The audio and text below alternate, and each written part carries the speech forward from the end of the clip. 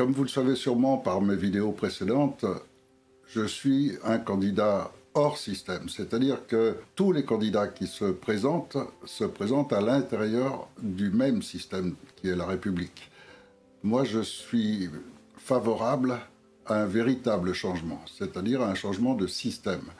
La République n'a jamais été une démocratie et là, depuis quelques années, on s'en rend plus compte encore qu'avant, avec toutes ces lois dictatoriales qui sont passées et surtout ces lois liberticides.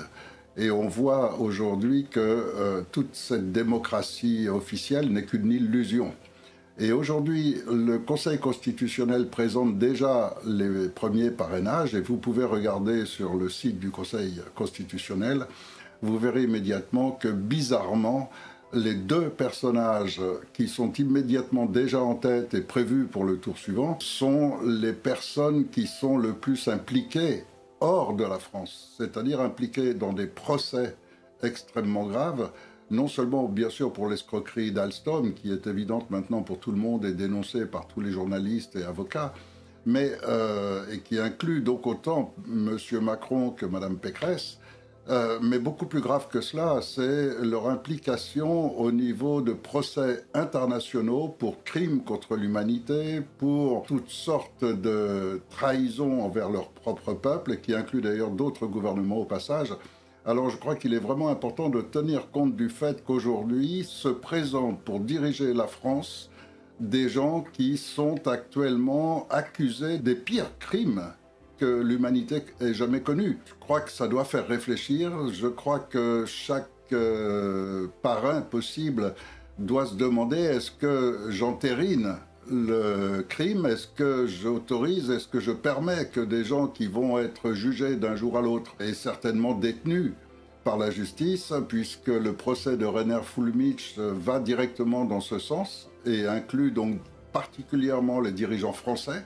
Quand le procès en France, parce qu'il y a un procès en droit anglo-saxon, il y a un procès par le ministère public de France et il y a un procès également en cours à la CPI, donc en droit français. Et donc tout cela fait quand même que donner crédit à un criminel de se présenter pour diriger la République, ça peut se comprendre dans le cadre de la République, mais ça ne peut pas se comprendre dans le cadre de la France. Or, moi, je me présente pour être président de la France, pas de la République. Et donc avec un autre système que je vous invite à découvrir sur le site et par les vidéos précédentes.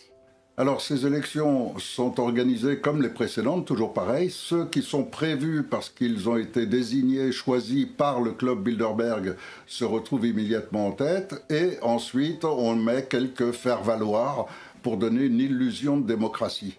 Mais ça n'a en rien du faire-valoir. Ce sont des gens qui restent dans le même système. Et quand des candidats obtiennent des parrainages pour défendre les animaux, pour défendre le droit à l'écologie, etc., c'est gentil, c'est bien, et il faut le faire, effectivement, permettre que tout le monde s'exprime sur tous les sujets. Mais enfin, je crois qu'on a un danger énorme aujourd'hui, c'est celui de la disparition de la France, c'est celui de la disparition d'une part de l'humanité avec les manipulations génétiques en cours et dénoncées par une multitude de scientifiques dans le monde entier. Et avec surtout cette mainmise des multinationales et des banques sur notre pays, sur la nation, sur l'État-nation, qui fait que dans le système de la République, eh bien, dans quelques années, il n'y aura même plus de France. Ce ne sera plus qu'une multinationale à qui appartiendra la France. Comme déjà une grande partie de notre patrimoine est passée entre leurs mains, le reste, c'est plus que les humains qui vivent sur ce patrimoine.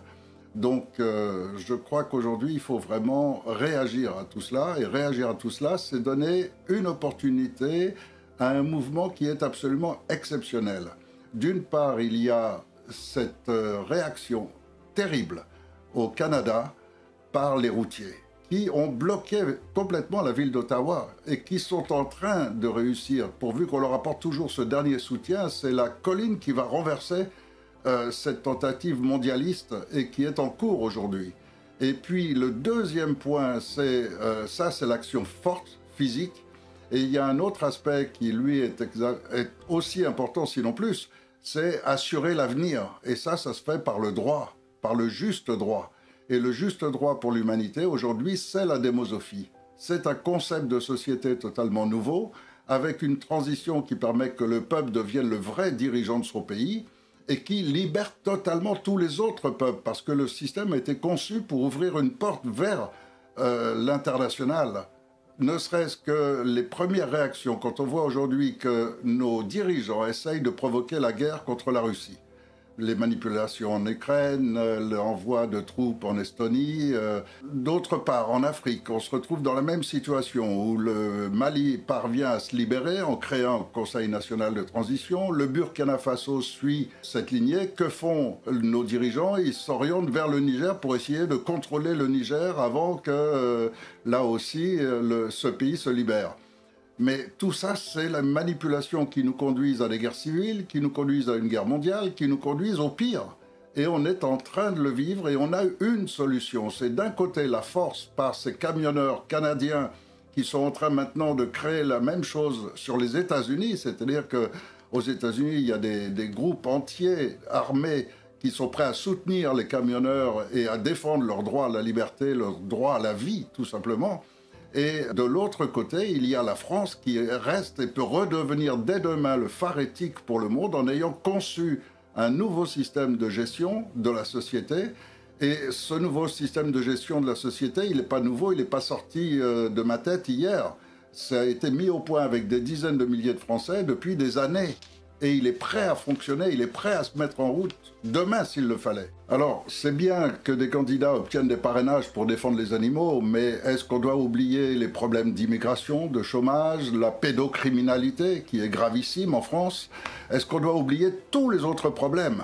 Je crois qu'aujourd'hui, c'est véritablement un concept général où toute la population peut participer à une gouvernance qui peut résoudre l'ensemble des problèmes et non pas les prendre un par un. Et c'est pour ça que je vous demande votre parrainage avec beaucoup d'insistance. Il faut absolument que vous donniez une chance au peuple. Il faut que vous donniez une chance à nos enfants d'avoir un avenir. Et cette chance, je ne suis pas seul à l'appeler. Écoutez maintenant le discours d'un général de l'armée française qui est resté intègre. Il n'y en a pas beaucoup, la plupart sont achetés, mais il en reste quelques-uns. Lui aussi veut donner une chance au peuple. Et beaucoup d'autres comme lui. Écoutez-le. Je m'adresse plus particulièrement aux maires.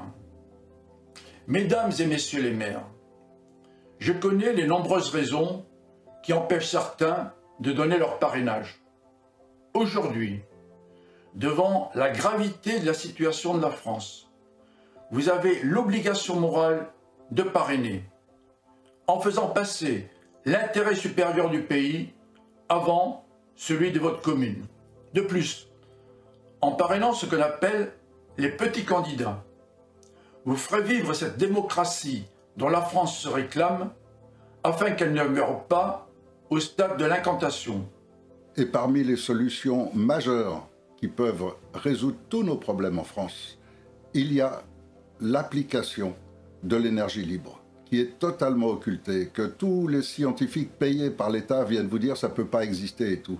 Ça fait 50 ans que je suis en permanence toutes les évolutions dans ce sens, que j'ai participé moi-même à l'évolution d'un moteur magnétique.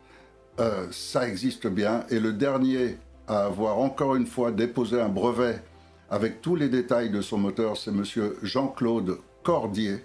Regardez, écoutez son interview, regardez et expliquez-moi pourquoi son brevet à peine déposé a été saisi, classé secret défense. Pourquoi? Pourquoi est-ce que vous n'avez pas le droit de bénéficier de l'énergie libre? Pourquoi vous n'avez pas le droit de ne plus payer des factures monstrueuses d'électricité, d'être menacé par un risque nucléaire permanent? Pourquoi? Tout simplement, pourquoi? Demandez-vous pourquoi, tout d'un coup, on ne pourrait pas libérer tous ces brevets qui, depuis 50 ans, sont enterrés. Alors, quand je dis que je veux être président de la France, c'est pour une raison bien précise, c'est que le concept de la démosophie est un concept de vraie démocratie, c'est-à-dire qu'en très peu de temps, le peuple va se gérer lui-même, avec les meilleurs spécialistes dans tous les domaines. Ce qui veut dire que ma présence ne va plus être utile en très peu de temps. C'est la mise en place de cette transition qui va offrir l'opportunité aux Français de choisir la forme de gouvernance qu'ils souhaitent, avec les meilleurs spécialistes de France qui seront à la tête du pays en attendant. Et pour ma part, ça va me permettre de me dédier à cette finalité qui a toujours été la mienne, c'est la création d'un comité éthique mondial. Je crois que c'est évident, l'espèce humaine ne pourra pas évoluer correctement sur cette planète sans un comité éthique, c'est-à-dire sans des valeurs morales, sans des valeurs réelles, bonnes pour l'ensemble de l'espèce humaine et bonnes pour l'ensemble de la planète et de tout le vivant. Et donc quand aujourd'hui une multitude de brevets sont cachés, quand une multitude de, de pollution existe par l'industrie actuelle qui pourrait être évitée, on est en train de tout détruire. Et quand maintenant on en arrive à perturber l'humain génétiquement pour en faire un transgénique, un animal transgénique, et nos enfants vont en être victimes si on ne réagit pas. Et donc je crois vraiment qu'un comité éthique qui contrôle la science, qui contrôle les brevets, qui contrôle le droit à la vie, et auquel participent tous les peuples du monde, est indispensable.